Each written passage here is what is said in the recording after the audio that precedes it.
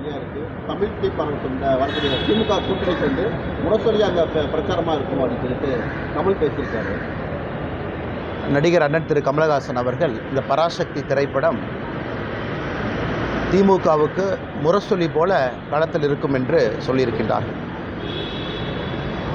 கமலஹாசனை ரொம்ப அருமையாக சொல்லியிருக்காரு, நியாயமாக பேசியிருக்காரு, கரெக்டாக பேசியிருக்காரு. கண்டிப்பாக அது திராவிட முன்னேற்ற கழகத்தினுடைய முரசொலி போல பராசக்தி களத்தில் இருக்கும். நான் அந்த கருத்தை ஏற்றுக்கிறேன். ஏன்னா இந்த திரைப்படம் மிக அழகாக காங்கிரஸ் கட்சி தமிழக மக்களுக்கு செய்த துரோகத்தை 1950 நம்முடைய அரசியலமைப்பு சட்டம் வந்த பொழுது ஒரு மொழிகளும் எப்படி இருக்க வேண்டும் என்கின்ற வரைமுறை கொண்டு வந்திருந்தார். பேசக்கூடிய மொழி எது, அஃபீஷியல் லாங்குவேஜ் எது, கம்யூனிகேட்டிவ் லாங்குவேஜ் எது, மத்திய அரசுக்கும் மாநில அரசுக்கும். கொஞ்ச நாள் கழித்து லிங்க் லாங்குவேஜாக எது வரும் என்று காங்கிரஸ் 1950 தீர்மானித்த ஹிந்தி. அது 1965 ஹிந்தியை திணிக்க ஆரம்பித்து எல்லோரும் ஹிந்தி கற்றுக்கொள்ள வேண்டும் என்று காங்கிரஸ் கட்சி செய்த அடாவடித்தனத்தை மிக அற்புதமாக பராசக்தி படத்தில் போட்டு காட்டியிருக்கிறார். அதனால் பராசக்தி படத்தினுடைய மொத்த குழுவினருக்கும் என்னுடைய மனமார்ந்த வாழ்த்துக்கள். அக்கா சுதா கொங்கரா அவர்களுக்கு, அருமை சகோதரர் சிவகார்த்திகேயன் அவர்களுக்கு என்னுடைய வாழ்த்துக்கள். தமிழக மக்களுக்கு மறுபடியும் ஒரு முறை இத்தனை ஆண்டுகள் கழித்து காங்கிரஸ் செய்த துரோகத்தை படம் பிடித்து காட்டியதற்கு. இதில் ஆச்சரியம் என்னென்னா திமுக காரன் கொண்டாடிக்கிட்டு இருக்கிறான். அதான் அதில் சந்தோஷமாக இருக்குது. எங்கே ஆப்பு வைக்கிறாங்க, நட்டில் வச்சாங்களா போல்ட்டில் வச்சாங்களானே தெரியாது திமுக காரன். இந்த பராசக்தி படம் சூப்பராக இருக்குது. காங்கிரஸ் கட்சி எப்படி மக்கள் 2008 2009 இலங்கையில் இனப்படுகொலைக்கு பிறகு மேலேயே வராமல் துரத்துனாங்களோ, காங்கிரஸோடு யாரெல்லாம் கூட்டணி வைக்கின்றார்களோ 2026 சட்டமன்ற தேர்தலில் பராசக்தி படம் திமுகவினுடைய முரசொலியாக அவர்களை அதே வீழ்த்தும். அதனால தான் பேர் தீ பரவட்டம்னு அவங்களே வச்சுக்கிட்டாங்க. தீ வச்சிங்கன்னா முதல்ல வீட்டை தானே பிடிக்கும். வீட்டுக்குள்ளே தீ வச்சா முதல்ல சொந்த வீட்டை பிடிக்கும், கூரையை பிடிக்கும், அந்த வீட்டுக்காரங்களை சுடும். அதனால் இந்த பராசக்தி படம் முதல்ல திமுக என்கின்ற வீட்டை சுடட்டும். காங்கிரஸோடு கூட்டணியில் யாரெல்லாம் இருக்கிறாங்களோ உங்கள் கூரையில் தீ பரவட்டும். அதனால் தீ பரவட்டும் நல்லா வச்சுருக்கிறாங்க. நான் இதுக்கு இன்னும் ஒரு வாரத்தில் நம்முடைய முதலமைச்சர் அந்த படத்தை பார்த்துட்டு ரிவ்யூ போடுறக்காக வெயிட் பண்ணிருக்கேன். நம்முடைய முதலமைச்சர் அவர்கள் வழக்கம் போல் படத்தை பார்ப்பாங்க, கூட 4 பேர் உட்காந்துருப்பாங்க, கட்டி பிடிப்பார், முத்தம் கொடுப்பார். இதை பார்த்து கண் கலங்கிட்டேன், நெகிழ்ச்சி அடைஞ்சிட்டுன்னு சொல்லுவார். அந்த காட்சிக்காக பார்த்துக்கிட்டு இருக்கேன். அதனால் நல்லா இருக்கட்டும், எல்லா மக்கள்லாம் போய் நல்லா பாருங்கள். பார்த்துட்டு காங்கிரஸ் யாரோடு கூட்டணியில் இருக்கிறாங்களோ அந்த வாக்குச்சாவடி பக்கம் போய் ஓட்டு போடுறக்கே போயிடாது. ஏன்னா அவங்க என்னென்ன அநியாயம் செஞ்சாங்கன்னு அந்த படம் சொல்லுது. எல்லோரும் பார்க்க வேண்டிய திரைப்படம். ஏங்க வேலை இல்லாமல் 2 பேர் சுற்றிக்கிட்டு இருக்கிறாங்க. அங்கே பார்த்தீங்கன்னா ஆதித்ய தாக்கரே, ராஜ் தாக்கரே, இவங்கெல்லாம் யாருங்க? அங்கேருந்து என்னை மிரட்டிக்கிட்டு இருக்கானுங்க. நான் பெருமைப்படுறேன். ஒரு விவசாயினுடைய பையன் இன்றைக்கி தாக்கரேவனுடைய கோபத்தை நான் சம்பாரிச்சிருக்கிறேன். எனக்கே அது ஆச்சரியம்தான். எங்கள் அப்பா படித்தது 10வது, அம்மா படித்தது 6வது. எல்லாம் இத்தனை நாளாக ஆடு மாடு தான் மேய்ச்சிட்டு இருந்தாங்க. இப்போ உடம்பு சரியில்லை, ஆடு மாடு மேய்க்கிறதுல அந்த ஆடு மாட்டை நான் மேய்க்கிறேன். இன்றைக்கி தாக்கரே நேற்று கூட்டம் போட்டு ஆயிரக்கணக்கான நபர்களை போட்டு அந்த ராஜ் தாக்கரே, உத்தவ் தாக்கரே, ஆதித்ய தாக்கரே மேடை போட்டு என்னை அங்கேருந்து திட்டுறானுங்க. அந்தளவுக்கு நான் வளர்ந்துட்டேன்னா, அந்தளவுக்கு ஒரு விவசாயினுடைய பையன் இன்றைக்கி மும்பையில் அவனுக்கு கூட்டம் போட்டு திட்டுற அளவுக்கு நான் உயர்ந்துட்டேனான்னு தெரியல. அதனால் இந்த பாலா சாஹேப் தாக்கரே அவர்கள் மீது மிகப்பெரிய மரியாதை நான் வைத்திருக்கின்றேன். பாரதிய ஜனதா கட்சியில் நம்முடைய அலுவலகத்தில் நான் மாநில தலைவராக பணியாற்றிய பொழுது 2 பேர்த்தோட புகைப்படம் என்னுடைய இதில் இருக்குது. ஒன்று சத்ரபதி சிவாஜி அவர்கள், மற்றொன்று மகாகவி பாரதி அவர்கள், திருவள்ளுவர் எல்லாமே வச்சுருக்காங்க. அதனால் இவனுக்கு அந்த மிரட்டல் போட்டு இந்த சிவசேனா, இன்றைக்கி தாக்கரேவோட சிவசேனா அவங்களுடைய பத்திரிக்கை நம்ம முரசொலி மாதிரி சாம்னான்னு ஒன்று வச்சுருக்கானுங்க. அதில் எழுதியிருக்கானுங்க, மும்பைக்குள்ளே வந்தால் என் காலை வெட்டுவேன், இங்க் அடிப்பேன். நான் மும்பைக்கு வரத்தான் போகிறேன், நீ இங்க் அடிச்சுப்பார், காலை வெட்டிப்பார், அதெல்லாம் 2 ஒன்று பார்த்துடலாம். அதனால் இந்த மிரட்டல் உருட்டுருக்கெல்லாம் நான் பயந்துருந்தால் ஊரில் உட்காந்து என் கிராமத்துக்குள்ளே சொந்த ஊரில் தான் இருக்கணும். 2வது, இன்றைக்கி பாரத பிரதமர் நரேந்திர மோடி அவர்கள் இந்தியாவுடைய தலைவர் நான் சொல்லும் பொழுது அவர் குஜராத்தி இல்லைன்னு ஆயிருமா? அதே போல் காமராஜர் ஐயா அவர்கள் இந்தியாவுடைய மாபெரும் தலைவர் நான் சொல்லும் பொழுது அவர் தமிழர் இல்லை என்று ஆகிவிடுமா? இன்றைக்கி மும்பை உலகத்தினுடைய தலைநகரம் என்று சொல்லும் பொழுது அது மராட்டியர்களால் கட்டிய நகரம் இல்லைன்னு ஆயிருமா? அது மும்பை அங்கே இருக்கக்கூடிய மராட்டி சகோதர சகோதரர்களுடைய உழைப்பால் உயர்ந்த நகரம் இல்லைன்னு ஆயிருமா? இதெல்லாமே அந்த நகருக்கு ஒருவர் சொல்லக்கூடிய பெருமை, ஒரு அடையாளம். எப்படி பாரத பிரதமர் நரேந்திர மோடி அவர்கள் இந்தியாவினுடைய தலைவர், உலகத்தினுடைய தலைவர் என்று சொல்லும் பொழுது அவர் பிறந்த இடமும் பிறந்த மண்ணையும் மறந்துடுவோமா? எல்லாம் முட்டாள்கள், அறிவில்லாதவர். இந்த சஞ்சய் ராவட்னு ஒருவர் இருக்கின்றார். அங்கே என்ன பேசுகிறேனே தெரியாமல் காலையில் பத்திரிகையாளரை சந்தித்து வாமிட் எடுப்பது மட்டும்தான் சஞ்சய் ராவத்தினுடைய காலை வேலை. 6 மணிக்கு வாமிட் எடுக்கணும், அதுக்கு 4 பத்திரிகையாளர் சந்திப்பு நடத்தணும். இன்றைக்கி 3 தாக்கரே கூட்டம் போட்டு மிரட்டிகிட்டு இருக்காரு. என்னை பற்றி நீ அவமானப்படுத்துறது எனக்கு ஒன்றும் புதுசு இல்லை. தமிழ்நாட்டில் டிஎம்கே அதைத்தான் காலங்காலமாக செய்கிறாங்க. ஆனால் தமிழர்களையே அவமானப்படுத்துகிறாங்க. இந்த லுங்கி கட்டினவனுங்க, வேட்டி கட்டினவனுங்க, இவனுங்களாம் இப்படி, இவனுங்களாம் அப்படி. அதே கூட்டணியில் திராவிட முன்னேற்ற கழகம் இங்கே இருக்கிறாங்க. இதுதான் ஆச்சரியம். அதனால் அது திமுக தமிழகத்தில் இருக்கட்டும், அங்கே இருக்கக்கூடிய இன்றைக்கி இருக்கக்கூடிய இந்த உத்தவ் தாக்கரே, ராஜ் தாக்கரே, ஆதித்ய தாக்கரேவாக இருக்கட்டும், இவர்கள்லாம் மிரட்டி தான் அவங்க பிளப்பை ஓட்டிக்கிட்டு இருக்கிறாங்க. நம்ம பயப்படுவோன்னு நினைக்கிறாங்க. இது பாலா சாஹிப் தாக்கரே அவர்கள் இருந்திருந்தால் இவங்கெல்லாம் இருந்திருக்கவே மாட்டாங்க. அப்பாவினுடைய பெயரை கெடுப்பதற்கே ஒரு 3 பேர் அங்கே சுற்றிக்கிட்டு இருக்கிறாங்க. அதனால் அந்த காலை வெட்டுவேன், கையை வெட்டுவேன், இதுக்கெல்லாம் பயப்படுற ஆள் நான் கிடையாது. அதே நேரத்தில் ஒரு விவசாயினுடைய மகன் கிராமத்திலேருந்து வந்திருக்கக்கூடிய நான் தாக்கரே மீட்டிங் போட்டு லட்சக்கணக்கான ஆளை போட்டு ஸ்டேஜில் நீ திட்டுற அளவுக்கு வளர்ந்துட்டேன்னு நினைக்கும் பொழுதும் கூட அந்த பாரதிய ஜனதா கட்சி தான் அந்த வாய்ப்பையும் எனக்கு கொடுத்துருக்குன்னு நினச்சி நான் பெருமையும் அடையும். சார், இன்னைக்கு தாவேக தலைவர் விஜய் சிபிஐ விசாரணைக்கு டெல்லிக்கு போகிறாரு. ஸோ இது அரசியல் களத்தில் என்ன தாக்கத்தை ஏற்படுத்தும் நினைக்கிறீங்க?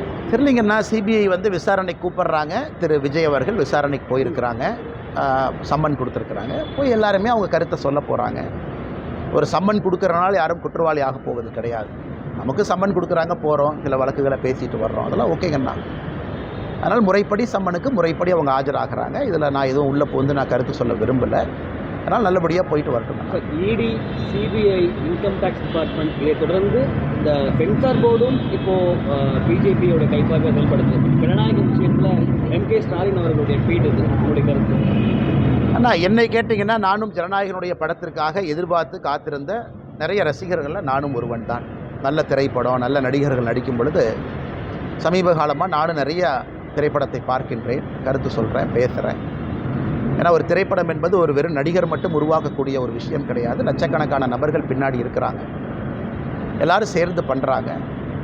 ஆனால் ஜனநாயகத்தை பொறுத்தவரை அது சிபிஎஃப்சி அவங்க ஏதோ சொல்கிறாங்க, இது ஏதோ எடிட்டிங் பண்ணணும், கட்டிங் பண்ணணும், அது இதுன்னு ஸ்க்ரீனிங் கமிட்டி, அது எதோ தேவையில்லாத எங்கெங்கேயோ போயிட்டுருக்குங்கண்ணா. அதனால் நானும் உங்களை போன்ற ஒரு சாதாரண மனிதராகத்தான் இந்த சிபிஎஃப்சி, இந்த ஜனநாயகன் படக்குழு, ப்ரொடியூசர் அவங்கள நான் பார்த்துட்ருக்கேன். ஆனால் இந்தியாவில் எப்பொழுதுமே கோர்ட் இருக்குது, அப்பீல் மெக்கானிசம் இருக்குது, பல வழிமுறைகள் இருக்குது, எல்லாமே இருக்குது. ஆனால் நான் இதை இப்படி பண்ணிட்டாங்க, அப்படி பண்ணிட்டாங்க, இது எல்லா திரைப்படமும் அது கடந்து வர்ற பாதை தான். சில திரைப்படத்தை வரும்போது இவ்வளோ கட் பண்ணுங்கள், யூபைஏவை யூவாக வச்சுக்கணும்லாம் சொல்கிறாங்க. என்னை கேட்டிங்கன்னா நானும் நிறைய பேர்த்த போல் ஜனநாயகம் படத்துக்காக காத்திருக்கக்கூடிய ஒரு மனிதனாகத்தான் நானும் இருக்கேன். படத்தை பார்க்காம எது தப்பு சரின்னு அப்படி சொல்ல முடியும்? பராசக்தியை பற்றி நீங்கள் கேட்டீங்க, நான் கருத்தை சொல்லிட்டேன். நல்ல படம், நல்ல ஒரு முக்கியமான கருத்து சொல்லியிருக்கிறாங்க. அதை திமுகவும் காங்கிரஸ்காரங்களும் கட்டாயமாக பார்க்கணுங்கிற என் கருத்தை சொல்லிட்டேன். அதனால் ஜனநாயகம் படம் வெளியிடும் பொழுது நிச்சயமாக அதை பார்த்துட்டு நான் சொல்கிறேங்கன்னா, அதுவரை நிறைய விஜய் ரசிகர்கள், நிறையா சினிமா படத்தினுடைய ரசிகர்கள், நல்ல சினிமா வேண்டும் என்று நினைக்கக்கூடிய மனிதர்களைப் போல நானும் அந்த படம் வரட்டும் என்று காத்துக்கொண்டேன். தமிழக சட்டமன்றத்தில் ஓரிரு மாதங்கள் இந்த திமுக அரசின் செயல்பாடுகள் எவ்வளோ மார்க் போடுது? ஆனால் ஒரு ஆட்சி என்று சொல்லும் பொழுது நிறை குறை என்று சொல்வார்கள். நிறையும் குறையும் 50-50% இருந்தால் ஓகே அப்படின்னு. ஆனால் ஜனநாயகம் எல்லா மக்களுடைய எதிர்பார்ப்புகளையும் பூர்த்தி செய்ய முடியாது. குறைகள் அதிகமாகவும் நிறைகள் மிக மிக குறைவாகவும் இருக்கக்கூடிய ஆட்சியாகத்தான் நான் பார்க்குறேன். ஆனால் ட்ரூ டெஸ்ட் என்பது வருகின்ற சட்டப்பேரவை தேர்தலில் மக்கள் தான் எஜமான்கள். அந்த எஜமான்கள் இவிஎம் மிஷினில் அவங்க போய் முடிவு செய்வாங்க. அதனால் எஜமான்கள் போடக்கூடிய மார்க்குக்காக காத்திருப்போம். நிறைய குறைகளும் கொஞ்சம் நிறைகளும் இருக்கக்கூடிய ஆட்சியாகத்தான் இந்த 4.5 ஆண்டு கால திராவிட முன்னேற்ற கழகத்தினுடைய ஆட்சி நான் பார்க்குறேன். ஆனால் மார்க்கு போட தகுதியானவங்க நம்முடைய எஜமான்கள் மக்கள்.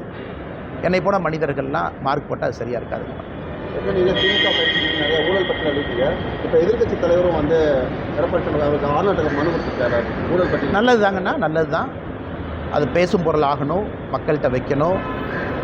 அது எல்லா மீடியா நண்பர்களும் அதை டிஸ்கஸ் பண்ணணும். திமுகவினுடைய ஊழலை த்ரெட்பேராக பார்க்கணும். ஏன்னா இடி இன்றைக்கி நிறையா திரு KN நேரு அவர்கள் மீது ஒரு முறை அல்ல 2 முறை வேறு விஷயம் சொல்லியிருக்கிறாங்க. அது இன்றைக்கி தான் உப்புக்கு சப்பானியாக DVSC, department of vigilance and anti corruption, அதுக்கு ஒரு நேம்சேக் ஒரு FIR போட்ட மாதிரி தெரியுது. அதுவும் இன்னும் மீடியா நண்பர்களுக்கு அவங்க ரிலீஸ் பண்ணல, அதுவும் பொதுவெளியில் வரல என்ன பண்ணியிருக்காங்க. அதனால் மக்கள் இதெல்லாம் பார்த்துக்கிட்டு இருக்காங்க. ஏன்னா பல்வேறு அமைப்புகள் வெளியிருந்து சாதாரண நபர்கள் எல்லாருமே இன்றைக்கி ஊழலை பற்றி பேசுகிறாங்க. அதனால் நிச்சயமாக இது பேசும் பொருள் என்று சொல்வதை விட சாதாரண மனிதர்களை பாதிக்கக்கூடிய ஒரு பொருள். அதற்காக காத்திருப்போம். மக்கள் என்ன சொல்கிறாங்க, மக்கள் எப்படி இதை பார்க்குறாங்கன்னு. என்னை பொறுத்தவரை ஊழல் என்பது சாதாரண மனிதனுடைய நார்மல் வாழ்க்கையை தொட ஆரம்பிச்சிருச்சு. அதனால் நிச்சயமாக அது இவிஎம் மிஷினில் அவங்களுடைய கருத்தை அவங்க தெரிவிப்பாங்க. தேசிய ஜனநாயக கூட்டணியில் டிடிவி தினகரன், ஓபிஎஸ் இருவரையும் கொண்டு வரணும்னு நீங்கள் ரொம்ப முயற்சி பண்ணியிருந்தீங்க. 2-3 நிமிடங்களுக்கு முன்பாக டிடிவி தினகரன் அமித்ஷாவை சந்தித்து தான் தகவல் இருக்குது. தேசிய ஜனநாயக கூட்டணியில் இணையத்துக்கு சம்மதிச்சுட்டாருன்னு ஒரு தகவல். ஆனால் எனக்கு தெரியாது. நான் டிடிவி அண்ணனை சந்திச்சேனான்னு நீங்கள் கேட்டிங்கன்னா நான் பதில் சொல்லுவேன்.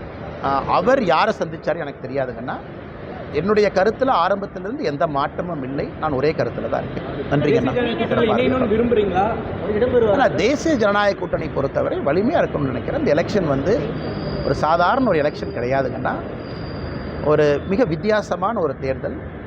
4 முனை போட்டி இருக்கக்கூடிய தேர்தல். தமிழகத்தில் 4 முனை போட்டி பார்த்து ரொம்ப நாள் ஆச்சு. அண்ணன் சீமான் அவர்களும் தயவு செஞ்சு அப்படியே லைட்டாக யாரும் எடை போட வேண்டாம். கொள்கைக்காக ஒரு மனிதன், அந்த கொள்கை எனக்கு பிடிக்குமோ பிடிக்காதோ அது ரெண்டாவதுங்கன்னா, கொள்கைக்காக ஒரு மனிதன் தனிந்து துணிச்சலாக நின்றுக்கிட்டே இருக்கார். கேண்டிடேட்டை போட்டுக்கிட்டே இருக்கார். தேர்தலுக்கு தேர்தல் நிற்கிறாரு. லோக்சபா தேர்தலுக்கு அவருக்கும் அந்த கட்சிக்கும் தேர்தலுக்கு சம்மந்தமே இல்லைனா கூட 8% ஓட்டு வாங்கியிருக்காரு. அதுவும் ஒரு ஸ்ட்ராங் 4th ஃப்ரண்ட். விஜய் அவர்கள் ஸ்ட்ராங்காக அவங்களுக்கு களத்தில் வந்திருக்கிறாங்க. எல்லா இடத்துலையும் தொண்டர்கள் இருக்கிறாங்க. அதே நேரத்தில் தேசிய ஜனநாயக கூட்டணியை பொறுத்தவரை அனுபவமும் இருக்குது, வலிமையும் இருக்குது, மோடி அவர்களுடைய ஆசீர்வாதமும் இருக்குது. மிக வலிமையான ஒரு கூட்டணி களத்தில் இருக்குது. திராவிட முன்னேற்ற கழகத்தையும் சாதாரணமாக இடப்படக்கூடாது. இந்தியாவில் இருக்கக்கூடிய பிராந்திய கட்சிகளில் ஓல்டஸ்ட் பொலிட்டிக்கல் பார்ட்டி. 1949 ஆரம்பித்த கட்சி, பல முறை வெற்றி தோல்விகளை பார்த்த கட்சி அவங்களும் இருக்கிறாங்க. ஸோ தமிழக மக்களை பொறுத்தவரை எப்பொழுதும் இல்லாத அளவுக்கு இந்த 4 முனை போட்டி என்பது வலிமையாக பலமான ஒரு போட்டி. அதனால் ஒரு ஓட்டு முக்கியம், ஒரு கட்சியும் முக்கியம். கூட்டணி வாய்ப்பு கிடைக்கும் பொழுதெல்லாம் பலப்படுத்தணும். அதுக்காக கூட்டணி பலமாக இல்லையா அப்படிங்கிற அர்த்தம் கிடையாது. இப்போ இந்தியன் கிரிக்கெட் டீம் மாதிரி நல்லா இருக்குது. ஒரு பெட்டர் பிளேயராக இருந்தால் அவங்களே 11க்குள்ளே கொண்டு வாங்க. இல்லை கோலி மட்டும் இருக்கார், ஜெயிச்சிடலாமா? சூப்பர், கோலி மட்டும் அடித்து ஜெயிப்பார். இருந்தாலும் நேற்று கோலி அவுட் ஆனதுக்கப்புறம் 4, 5, 6, 3 விக்கெட் படப்படன்னு போச்சலங்க நான் நேற்று.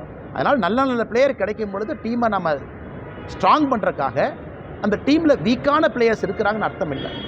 யாரெல்லாம் வலிமையாக இருக்கிறாங்களோ எல்லாத்தையும் சேர்த்துக்கிட்டு முன்னாடி கொண்டு போகும் அப்படிங்கிறது தான் என்னுடைய கருத்து. அதை யாராச்சும் இல்லைன்னா இவங்க இருந்தனால தான் இப்போ வலிமை இல்லாதனால உங்களை கொண்டு வரேன்னு சொல்கிறீங்களா? அப்படி இல்லை. எவ்வளவுக்கு எவ்வளோ வலிமையாக இருக்கிறோமோ 4 முனை போட்டியில் அவ்வளோக்கு எவ்வளோ எல்லாத்துக்கும் நல்லது.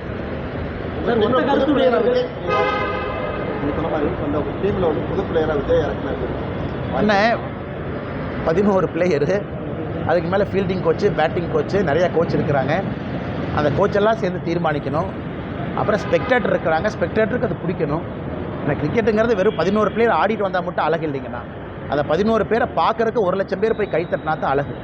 யார் சேரணும், யார் பிரியணும் அப்படிங்கிறதுக்கெல்லாம் பொறுத்திருந்து பார்ப்போம். காலம் தான் பதில் சொல்லும். ஒத்த கருத்து என்னன்னா திமுக அதிமுகவுடைய முன்னாள் அமைச்சர்கள்லாம் சொல்லிட்டு இருந்தாங்க.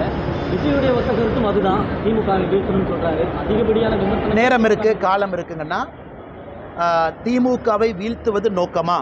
ஒத்த கருத்து எல்லாமே இணையணும். இல்லை அண்ணன் கேட்ட கேள்வி நான் ஆமோதிக்கிறேன். அண்ணன் கேட்ட கேள்வி தவறு நான் சொல்லவே இல்லை. திமுகவை வீழ்த்துவது பிரதான நோக்கமா? ஒத்த கருத்து இருக்கவங்களா வரணுமா? ஓட் ஸ்பிளிட் ஆகக்கூடாதா? சரியான பார்வை தான். அந்த பார்வையில் எதுவும் தவறு இல்லை. அதே நேரத்தில் மக்கள் ஐடியாலஜியும் பார்க்குறாங்க. ரொம்ப எக்ஸ்ட்ரீம் முரண்பாடுகளாக இருக்கக்கூடிய ஐடியாலஜியை ஒன்றா போட்டிங்கன்னா அது ஒரு வெஜ் பிரியாணியை நான்வெஜ் பிரியாணி ரெண்டாக சமைச்சு வச்சுட்டு வெஜ்ஜும் இல்லை நான்வெஜ்ஜும் இல்லை சென்டரில் இருக்க சாப்பிடுன்னு சொல்கிற மாதிரி.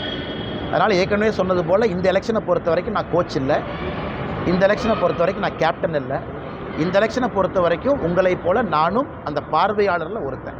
அதனால் கோச்சு கேப்டன் பல பேர் இருக்கிறாங்க. அவங்கெல்லாம் சேர்ந்து முடிவு பண்ணிட்டு எது சரியாக இருக்கும்னு. நான் தொடர்ச்சியாக இன்றைக்கி ஸ்பெக்டேட்டராக இருந்தாலும் கூட தமிழக மக்களுக்கு எது நல்லதுன்னு பேசக்கூடிய ஸ்பெக்டேட்டராக இருக்கேன். காலம் பதில் சொல்லட்டும், காத்திருப்போம். சார், காங்கிரஸ் இதை விட என்ன சார் பேசுறது?